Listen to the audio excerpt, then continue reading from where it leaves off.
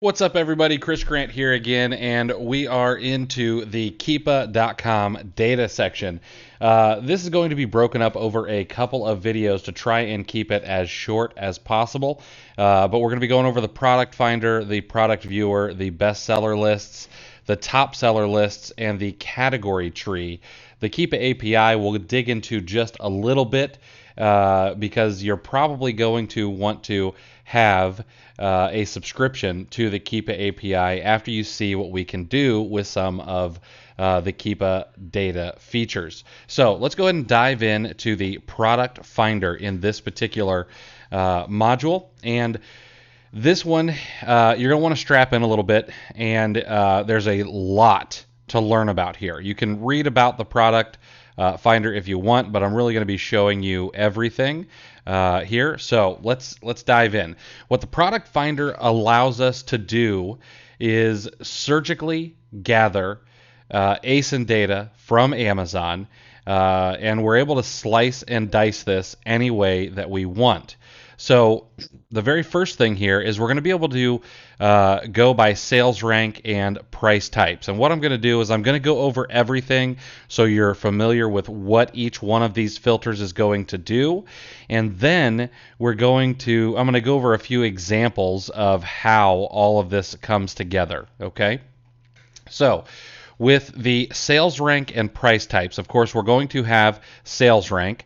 We can choose items that have no sales rank, or we can choose items at their lowest sales rank ever. And then, or we can choose the current sales rank. So if we wanted to see all the items that are ranked from number 1 to 100 currently, we can do that. Okay. The other thing we can do is we can look at items that are at the 30-day average. So if we want things that are ranked from 1 to 100 average over the past 30 days, we're able to do that as well. Same with the 90-day average. So if we wanted items ranked from 1 to 100 average over the last 90 days, we can do that. And you have to remember that if you're using these averages, you're going to have more than, in this particular case, more than 100 items to view, because they're going to be, one, it's going to pull from all categories unless we filter down a little bit more. And the other thing is that some items in the same categories can have the same average rank, just depending on how it works out. Okay, so we've got 30-day average, 90-day average, 180-day average. Now, the other thing we can do is we can look at the 90-day drop percentage. So what this means is if we put in here that we want to see items that have dropped 20% to 50% in rank over the last 90 days, we'll see the items that have dropped in rank anywhere from 20%. So if something was ranked 100,000 and it dropped to 80,000, that would fit the criteria. And let's say that anything that dropped from 100,000 to 50,000 would also fit the criteria if we did from 20 to 50. So hopefully this all makes sense so far, okay? In the next section, we're going to be filtering by price. Now, this particular section is for Amazon. So Amazon would need to be in stock on this particular product or this particular set of products, and you're able to go by price. So if we wanted to see items currently that are $9.97 to $11.97 on Amazon, we could do that, on Amazon and sold by Amazon, okay? We can do the same thing with the 30-day average, the 90-day average, and the 180-day average price. Okay. We can also choose out-of-stock items and the lowest ever price if we ever want to do this. Now, we can also look up items that have a 90-day drop percentage. So let's say that something was $10, and we're going to do from 20% drop to a 50% drop. So if it was $10 over the last 90 days and it dropped down to $8, then that would fit our criteria. Same if it was $10 and dropped down to $5, that would fit our criteria as well. Now, when I'm building out these lists, I'm typically not using Amazon. Okay, I don't want to see the items where Amazon is in stock on them. I want to see items where Amazon is not selling the item. So we can go down to the new section. Now this is going to grab the pricing data from all the new items. Okay, it's going to be FBA, it's going to be merchant fulfilled, and Amazon. So anyone that is selling a new product, it's right here. Okay. You can choose out of stock, you can choose lowest ever, and then we can do the current price, the 30-day average price, the 90-day, the 180-day, and the 90-day drop. I'm not going to get into these again because they're the same as up here. Now we have new third-party FBA, so this is going to just be 3P FBA sellers. So people like you and I who are selling third-party, this is where this number would come from. And we can do the current, the 30-day average, the 90-day average, the 180-day average, and the 90-day drop. We can also do items that are out of stock and the lowest ever in price. We could pull new third-party FBM products the exact same way. Used, and now used we're probably never going to use. Same with the list price, probably never really going to worry about that too much. We can look up lightning deals. Okay, lightning deals current price is what we can pull up, and we can pull up upcoming deals, all or yes. Okay, can also choose the lowest ever. We can do the same thing with warehouse deals, collectible, refurbished, and now my favorite, this is the one that I like to use, is the buy box price.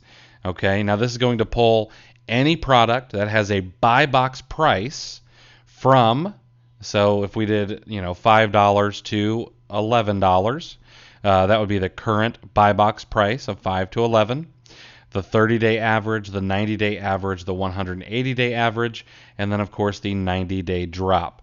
Or we can choose the lowest ever and the out of stock. Now if I'm losing you, this will make more sense when we actually go in and build out one of these, and I'll show you guys how I do that, okay?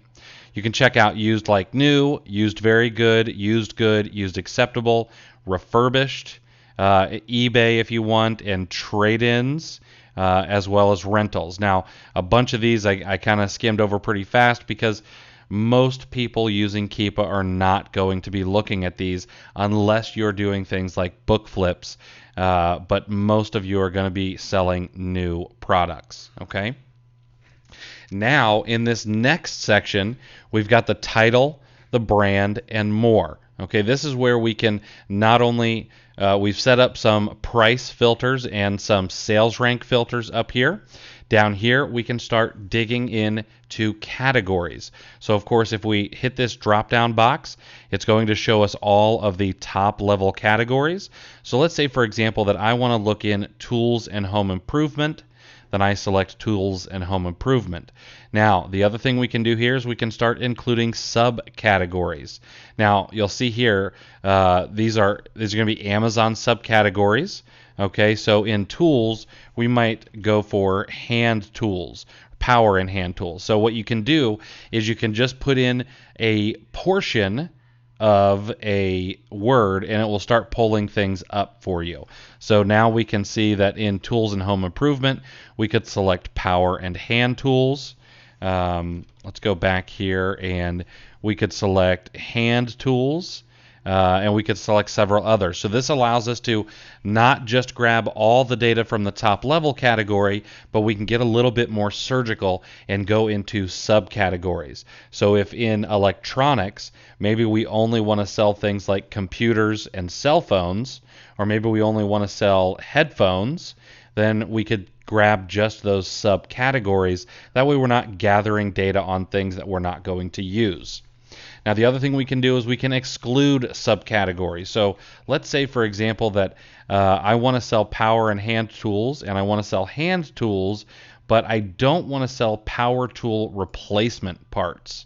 I don't want to do any replacement parts. I just want to sell the tools themselves. So I'm going to exclude power tool replacement parts, just in case it's in both of these subcategories. Okay. Now we can go down to some of these text fields, and in here we've got the title. So we can actually search things by title. Now let's say, for example, that I wanted to only pull up items where maybe Sony was in the actual title of the product, or maybe I only want to see items where action figure is actually in the title. So I can actually do title searches in here to be able to surgically gather data across one category, subcategories, or if I leave this blank, it would actually be across all categories. So if I go all root categories and go action figure, it would pull all the items with the title action figure in the title. Okay. We can also get into the manufacturer. So, and you have two options here. You can choose is one of or is none of. So if I choose is one of and I want Hasbro to be in here, I can start putting Hasbro, and I can choose Hasbro, and that means that if I have action figures in the title and I have Hasbro here, it's only going to pull items where the title has the words action figures and the manufacturer is Hasbro. I could also do is none of. So what this would pull for me is all action figures, but everybody excluding Hasbro. Okay. We can do that with brand. We can do that with a product group. We can do it with the model, the color, the size, the edition, the format, the author, the binding, the languages, and the part number. So you can get really, really granular here. Now here's my suggestion. I would not go too granular, okay? I would, using the brand or using the manufacturer would be fine, but I probably wouldn't get into anything much deeper than that, okay? Now, down here, we can refine the search a bit more. We can decide who the buy box seller is. So if we're selecting that buy box price, and then down here, we want to stay away from anything with Amazon on it, we're going to say that we only want third-party sellers, okay? So third-party sellers have the buy box, and then we could also go after specific seller IDs. So if we just wanted to pull products from specific seller IDs, we can actually put their IDs in here, separate them by commas, and it'll go out and grab all that data from their storefronts. Well, and I should make a little caveat to that. As much data as Keepa has, it doesn't go out and necessarily scrape live. It's not like using Storefront Stalker Pro or anything like that, but this would go and give you the data that they have from these seller IDs. Now, typically I'm using this for just third-party products because we're staying away from things that Amazon is on. But if you're okay with competing with Amazon, you could leave this at all. Okay. We can restrict our results to listings with offers from specific sellers. So if we wanted to just gather data from specific sellers, we can put that in here. In the product type, we can choose all standard, okay? It's going to be any physical product without any variations. We can choose items where there is a variation ASIN. We can choose it if it's a parent ASIN or a digital product.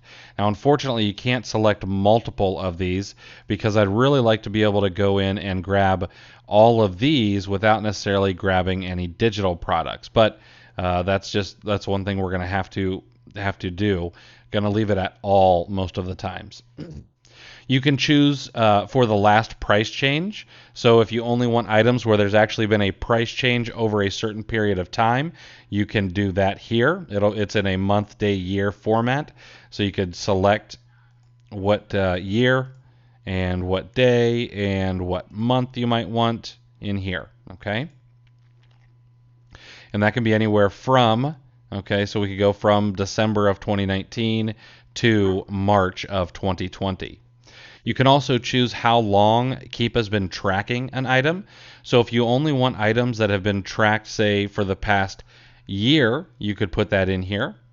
We can choose how many reviews and what the rating is for a product. So let's say that we only want items that are from 3.2 stars to 4.7 stars. And maybe we want the review count to be at least 10 but all the way up to 250.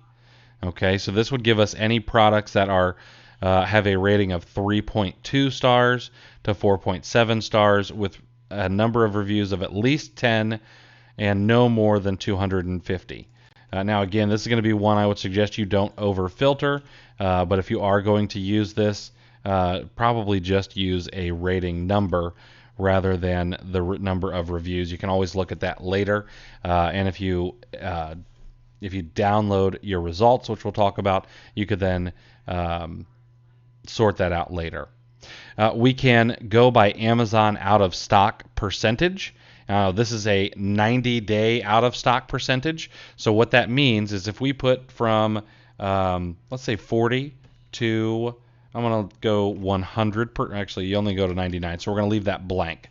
So what this will do here is this is only going to show me products where Amazon is out of stock from at least 40% all the way up to 99% of the time, or 100% of the time really, because I'm leaving it blank.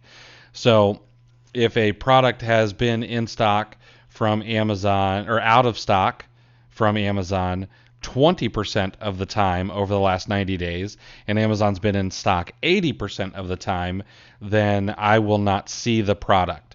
But if Amazon's been out of stock over the last 90 days at least 40% of the time, then it will show up for me, okay?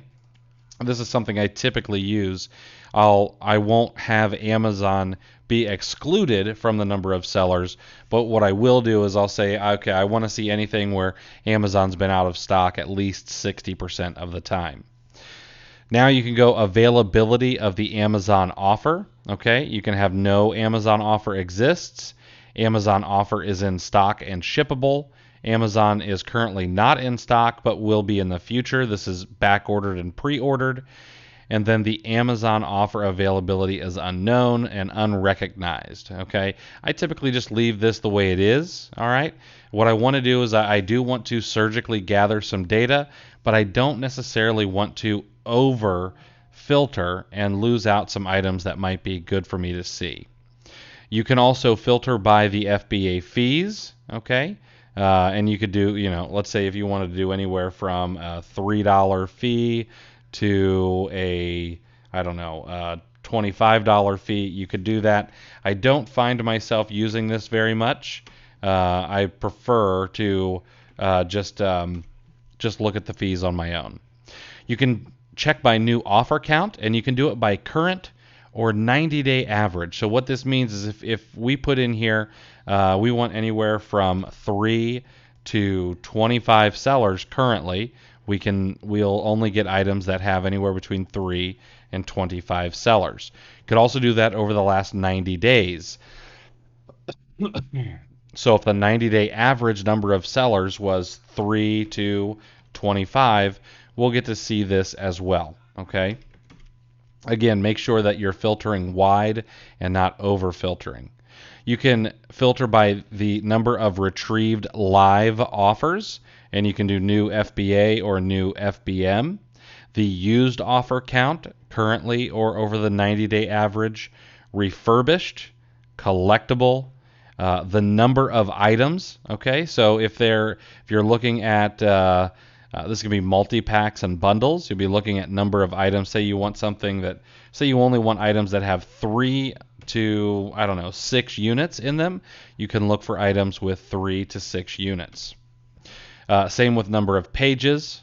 And then you can actually go with package dimensions. So what I've used this package dimensions for in the past is only finding things that were eligible for the small and light program. Okay, you have to remember that these are always going to be in centimeters. Okay, so if you know what the small and light is in inches, you will need to transfer that over to a centimeter, which is easy to do with Google. Okay, so you can filter by the length, the width, and the height. And if you want to go with just oversized products or just small and light, or you make sure you only want to see things that are not oversized, you could put that all in here to make sure that you never see anything that's too big or too small. The next thing is the package weight. You'll need to remember that this weight is in grams, so if you know something is 1.5 pounds, you will need to convert that to grams, which again is nice and easy to do on Google. We can do the same thing with the item dimensions, all right? Length, width, and height. The item weight. If there's a one-time coupon, this is something you're probably really never going to use. You can do a percentage coupon or an absolute dollar figure. You can do subscribe and save coupon if you want to look at items that have subscribe and save. So if I wanted to see anything that has from 5 to 10% on subscribe and save, I could do that as well. And then we've got some additional switches. Now these are things that I typically do not use at all. Is there a map restriction? It's really not possible for Keepa to know for sure. But they've got some figures that let them know a little bit. So I don't turn on any map restriction here. You can turn on or off adult products, whether or not it's trade-in eligible, if it's Prime eligible, which means there's an Amazon offer, and whether or not it has subscribe and save on there as well. Now, the other thing you can do is you can allow products with possibly outdated price information to be included. I typically will turn this on because if I have a bunch of filters turned on, then if I don't have this turned on, I could miss some things that maybe have some outdated information but may still be good products. So I want to make sure that I see those. Even if they have a little bit of outdated information, I can always go in and change that myself. Okay, so let's go back up to the top and let's do an example. Okay, so what I want to do is the sales rank. I want to go for the 90-day average, and I want to see items that are ranked from, let's say, 500 to 75,000, 90-day average rank. Okay, 500 to 75,000, 90-day average rank. Now, I'm not too worried about Amazon or new or third-party FBA. I'm going to go down to the buy box. And over the 90-day average, what I'd like to see is items that are, let's say, sell for at least let's call it $10 even, and I want them to sell for a maximum of $35. So I want to keep my prices in between that $10 and $35 range. And then down a little bit further, we're going to be able to skip over a bunch of these. In the root category, I want to go back. I'm going to go to toys and games. Okay, so I want toys and games. I'm not going to worry about subcategory because I'm not really too worried about that right now. I'm going to pull out the action figure here. I'm going to leave all of these. I'm going to leave all of these items here blank. And in the buy box seller, I only want results to be restricted to a current buy box seller who's a third party. I'm not going to restrict my listings to listings with specific sellers.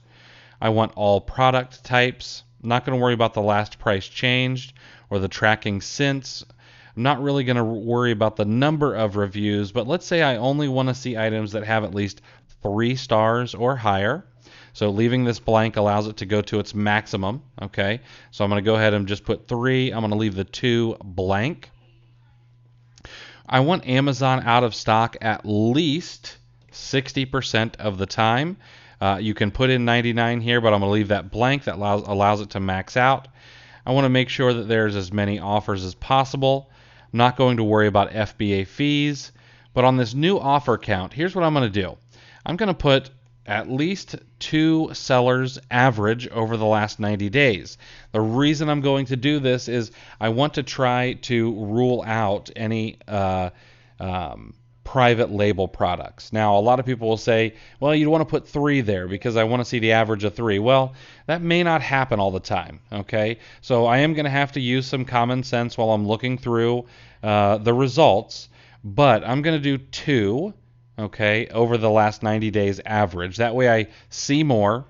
but then I'm able to use some of my own common sense to mark out what may be a private label product.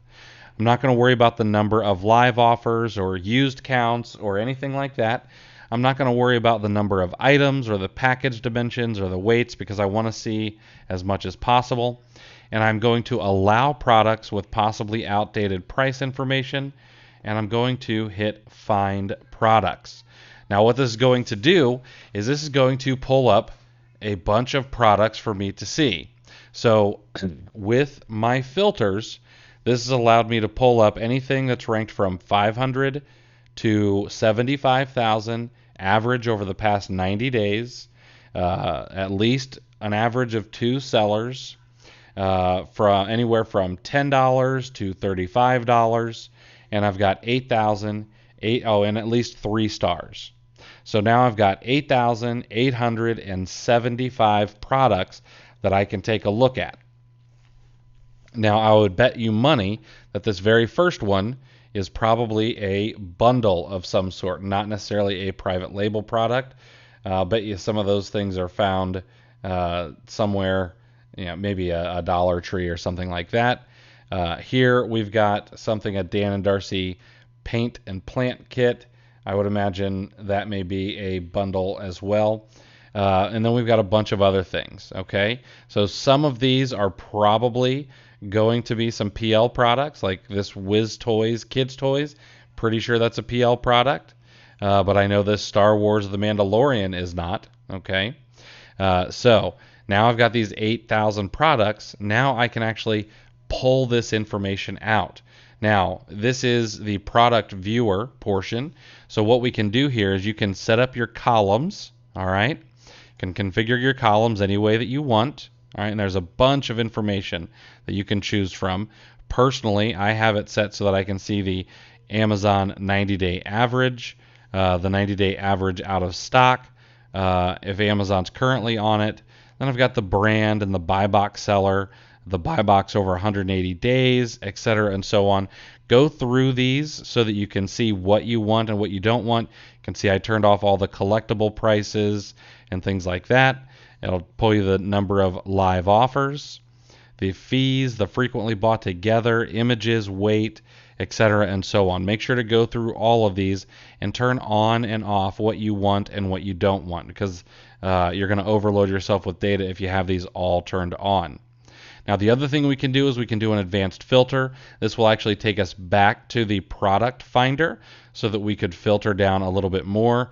Maybe 8,875 is too much, and we wanted to filter this down a little bit further. We could do that. We can see that I have this set to 100 rows, so it shows me 100 rows per page. I do this because I don't want to get overwhelmed with too much data at any one time, and I want it to load sort of fast, okay? I could actually probably do 20 rows, and it will be a little bit faster here as well, okay? So now I've got 20 rows of items.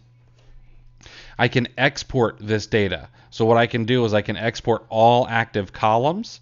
So if I want to do some manual sourcing from these particular items, I can look at all active columns.